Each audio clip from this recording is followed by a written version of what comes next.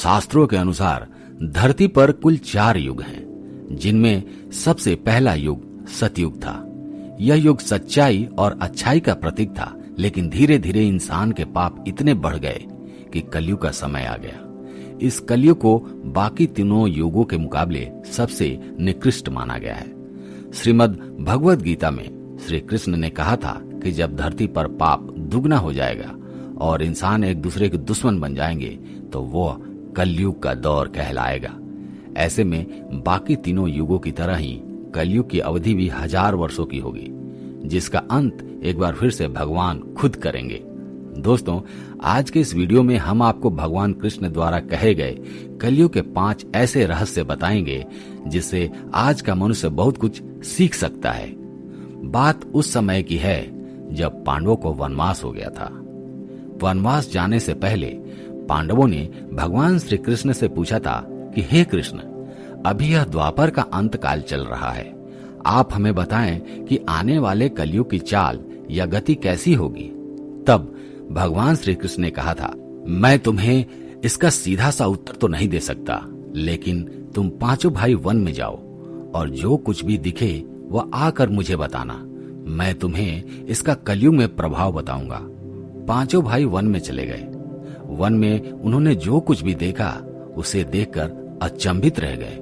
तो आखिर उन्होंने वन में क्या देखा और श्री कृष्ण ने उसका क्या उत्तर दिया। सबसे पहले युधिष्ठिर ने बताया कि हे वासुदेव, मैंने तो पहली बार 2 सूंड वाला हाथी देखा जो मेरे लिए बहुत ही आश्चर्यजनक था। इसके जवाब में भगवान श्री कृष्ण कहते हैं कि कलयुग में ऐसे ही लोगों का राज होगा जो दोनों ओर से शोषण करेंगे, बोलेंगे कुछ, करेंगे कुछ और मन में कुछ और होगा, कर्म कुछ और होगा, और ऐसे ही लोगों का कलयुग में राज होगा। युधिष्ठिर के सवाल जवाब के बाद भीम अपना अनुभव सुनाते हुए कहते हैं कि एक गाय अपने बछड़े को इतना चाटती है कि वह बछड़ा खून से लहूलुहान हो जाता है। तब श्री कृष्ण कहते हैं कि कलयुग का मनुष्य शिशुपाल हो जाएगा। कलयुग में माँ की अपने बच्चे के लिए ममता इतनी ज्यादा बढ़ जाएगी कि उसे अपने विकास का अवसर ही नहीं मिलेगा। मोह माया में ही घर बर्बाद हो जाएगा। उसके बाद अर्जुन ने कहा, मैंने जो देखा वह तो इससे भी ज्यादा आश्चर्यजनक था। मैंने देखा कि एक पक्षी के पंखों पर वेद लिखे हुए हैं, लेकिन वह पक्षी मुर्दे का मांस खा रहा था। श्री कृष्ण अर्जुन को उत्तर देते हुए कहते हैं कि कलयुग में ऐसे ही लोग रहेंगे। वो बड़े ज्ञानी और ध्यानी कहलाएंगे, ज्ञान की चर्चा तो करेंगे, किंतु उनका आचरण राक्षस जैसा होगा। वो बड़े पंडित और विद्वान कहलाएंगे, किंतु वे ये देखते रहेंगे कि कौन सा मनुष्य कब मेरे और हमारे नाम से संपत्ति कर जाए। उसके बाद नकुल ने श्री कृष्ण से कहा, हे कृष्ण, मैंने देखा कि एक बड़ी सी चट्टान पहाड़ से गिरती है और बड़े से बड़ा वृक्ष भी उसे रोकने में सक्षम नहीं हो पाता, परंतु एक छोटे से पौधे से टकराकर वह रुक जाती है। आखिर ऐसा कैसे हो सकता है? तब श्री कृष्ण कहते हैं कि कलयुग में मनुष्य की बुद्धि क्षीण हो जाएगी और उसका जीवन पतन हो जाएगा।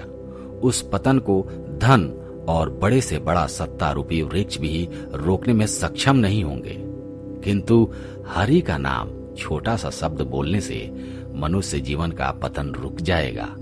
अतः कलयुग में हरि नाम ही मोक्ष का एकमात्र मार्ग होगा। नकुल के बाद सहदेव ने पूछा, हे वासुदेव, मैंने देखा कि 5-7 छोटे कुएं के बीच एक गहरा कुआं बिल्कुल खाली था, जबकि ऐसा संभव नहीं हो सकता। तब श्री कृष्ण उत्तर देते हैं, कहते हैं, लोग लड़के लड़कियों के विवाह में, मकान के उत्सवों में, बड़े बड़े उत्सवों में लाखों रुपए खर्च कर देंगे, परंतु पड़ोस में यदि कोई भूखा प्यासा मर रहा होगा तो यह नहीं देखेंगे कि उसका पेट भरा है या नहीं भरा है।